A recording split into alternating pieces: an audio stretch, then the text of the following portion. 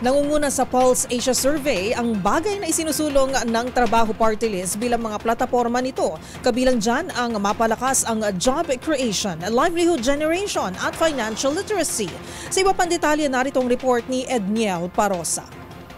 Pangunahing hiling ng mga Pilipino sa mga kandidato sa halalan, batay sa survey, ang mapalakas ang job creation, livelihood generation at financial literacy, bagay na isinusulong ng Trabaho Party List bilang mga plataporma nito. Batay sa kinomisyong survey ng Strat-based Group sa Pulse Asia nitong Setyembre, mayorya ng mga Pilipino o 57% ng taong bayan ang naniniwala na ang paglikha ng trabaho at hanap buhay ay ang pinakamahalagang isyong dapat isama ng mga kandidato sa darating na halalan.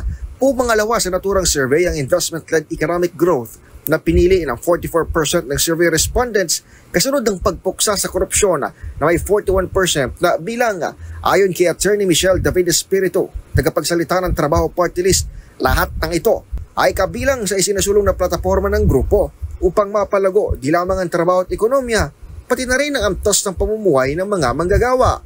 Nauna nang inihayag ng Trabaho Party List na masusi nitong tututukan ang mga solusyon sa tinatawag na most urgent national concerns, gaya na lamang ng pagkontrol ng inflation at pagdagdag ng hanap buhay. Naniniwala rin ang grupo na mahalagang pagkakaroon ng representasyon ng Trabaho Party List sa Kongreso upang maisabatas sa mga mahalagang benepisyo para sa mga manggagawang Pinoy.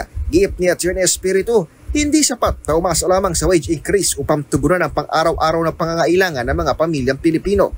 Dapat din umanong isama ang mga non-wage benefit sa pagpapabuti ng pamumuhay ng bawat manggagawa. Para sa MBC TV and Network News, ito si Edniel Parosa. Una sa Pilipinas, una sa Pilipino.